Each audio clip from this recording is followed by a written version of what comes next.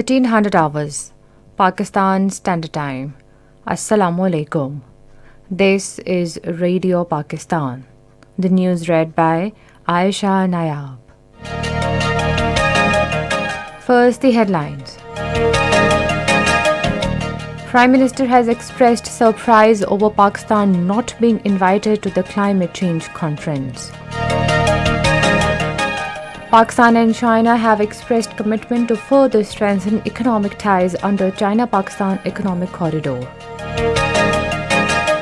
In Indian illegally occupied Jammu and Kashmir, Indian police assaulted photojournalist during anti-India demonstrations in Pulwama. The second one-day international of three-match series between Pakistan and South Africa will be played at Johannesburg tomorrow. And now the news in detail. Prime Minister Imran Khan has expressed his surprise over Pakistan not being invited to the climate change conference. In his tweets today, he said his government's environment policies are driven solely by commitment to our future generations for a clean and green Pakistan to mitigate the impact of climate change. He said our initiatives include Green Pakistan, 10 billion tree tsunami, nature-based solutions, cleaning up river, etc. We have gained a vast experience in 7 years, beginning with Khyber Pakhtunkhwa. He said our policies are being recognized and lauded. He said Pakistan is ready to help any state wanting to learn from our experiences. The Prime Minister said he has already laid out priorities for the UN Climate Change Conference 2021 COP26 if the international community is serious about countering impact of climate change. Chinese ambassador to Pakistan Nong Rong called on Minister for Maritime Affairs Syed Ali Haider Zaidi in Islamabad and held discussion on bilateral cooperation in the maritime sector. The two sides expressed commitment to utilize the blue economy concept to further strengthen economic ties under the CPEG. Matters related to making Gawada port fully operational were also discussed. Minister for Planning and Development Asad Umar has said every country has a right to take decisions to safeguard the health of their citizens.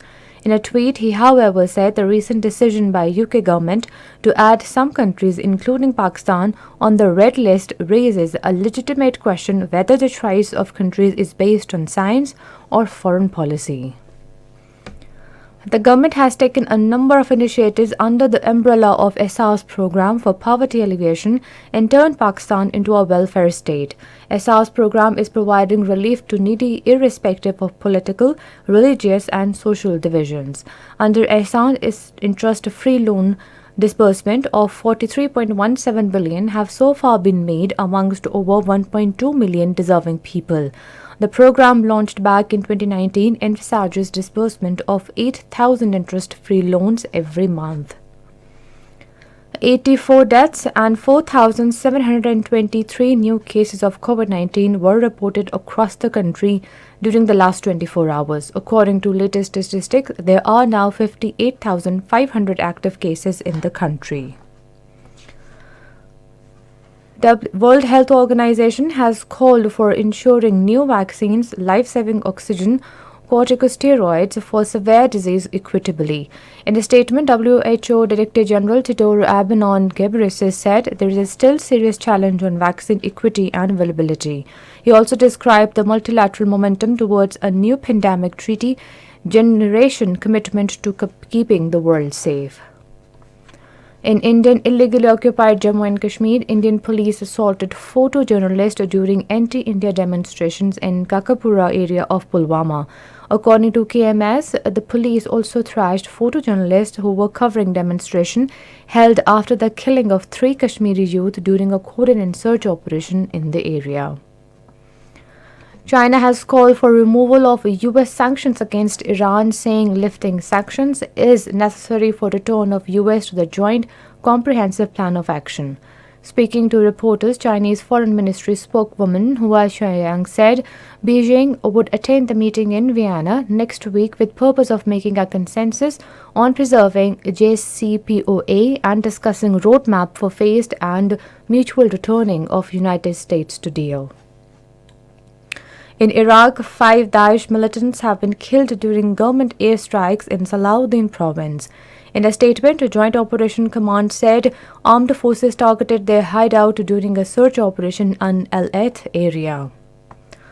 The second one-day international of 3-match series between Pakistan and South Africa will be played at Johannesburg tomorrow.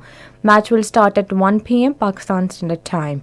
Pakistan lead the 3-match series 1-0. And that is the end of the news. For more news and analysis, log on to our website video.gov.pk and also watch our live video streaming of our bulletin on the link facebook.com/Radio Pakistan News Official.